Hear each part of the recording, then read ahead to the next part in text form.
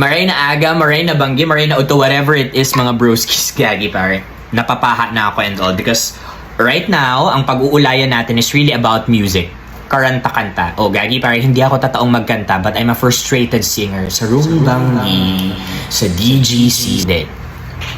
Kidding, just kidding. So, pag-uulayan natin ngayon are, you know, yung talent ng mga Pilipino pag-abot sa kantahan. Because gagi pare, hindi tayo magpapahuri dyan sa international stage pagdating sa kantahan and all. And you know, yung mga talented singers natin, gagi pare, nakakalat yan sa manlain-laing province here sa Philippines. And syempre, me as Konyo Bicolano, hindi ko naman ipapahuri yung province ko dyan.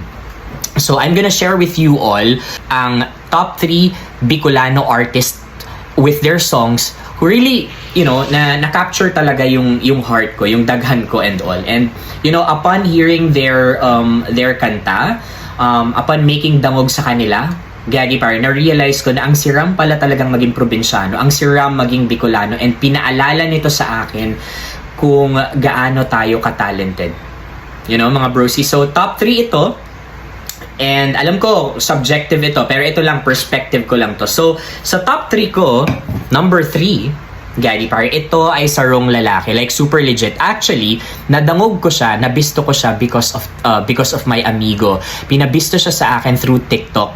Ay gagi pare, siya ang nagpasikat ng kantang Celeste. Di kita matitiis kahit na ako'y mainis sa'yo. Ako'y manunuyong pa rin sa mga araw na ika'y matampuhin. Gagi pare. Cobb Junella. Si Cobb Junella, I think is taga Albay, and this song, gagi pare, nagtaragos talaga sa daghan ko upon hearing, you know, this music. Pag nadangog mo itong song na to, mapapahibi ka ng very, very light. Like, super legit. Katulad nung una kong nadangog ito and all. So, number 2 ko is Diwata. Gagi pare, pure talent. Kung ano ang nadadangog mo sa Spotify or kung ano mang music, kung ano mang platform yung dinadangogan mo and all ng mga kanta ni Diwata. Gagi pare, same na same. Ang pinaka gusto ko kay Diwata is that napangirit niya ako habang dinadangog ko yung favorite music niya. Mari na mapasante por kita, ipapahiling ko sa imon sa kong namamating. Mari na mapasante por kita. Gagi pare, very catchy, and at the same time, mafe-feel mo talaga dito from lyrics to execution hanggang sa music video nito, yung pagiging Bicolano or pagiging probinsyana mo talaga and all, gagi pare. Because Santiguar talks about a traditional practice sa probinsya. In Bicol, we call it Santiguar, wherein we make use of plato and then sinusurulo yung puweta ng plato, nilalahidan ng lana and all kapag may kalintura ka and all. And then, habang sinusulo yung puweta ng plato, gagi pare, syempre mangingitom yun. Doon makikita kung ano yung nangkawat sa yung taong lipod and all. By the way, Diwata is not a taong lipod, gagi pare. Taga Tiwi Albay siya. Gagi pare, this is my number 1, like super legit. So, wala pang Konyo Bicolano or nag-start pa lang, nagpupurupuon-puon pa lang yung Konyo Bicolano, gagi pare. Nadangog ko na to. This is a very low-key artist named Ched Valencia, all the way from Partido Camarines Sur. Very low-key lang siya.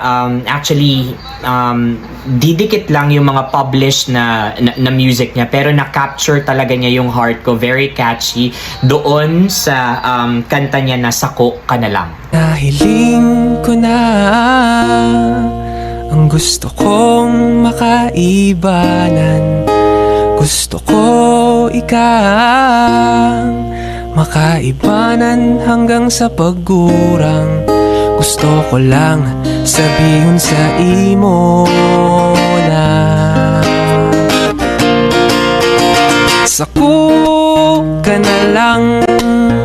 You know, this song ni Ched Valencia is about someone na naglalakaw-lakaw tapos biglang nakahiling ng sarong magayon na shorty and then na-realize niya na ay gagi pare, ito na yung gusto kong makaibahan habang buhay, and then she describes the emotions, lahat ng namamati niya and all. And you know why number 1? Because he was able to really tell that story, that experience through this song.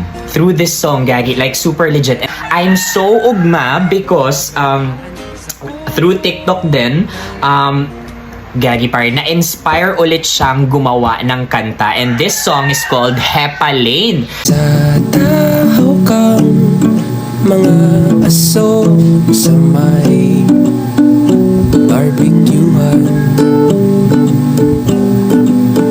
singhamis kang simong mga ngirit sa usawan kang kikyam.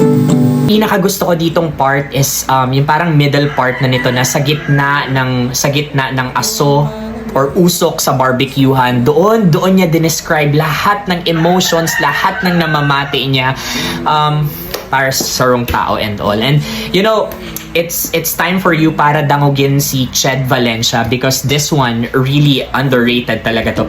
These three artists talaga, regardless kung sino man yung top 1 sa inyo, they made me realize na nakakatuwang pakinggan ang OBM, ang original Bicolano music, ang OPM, right?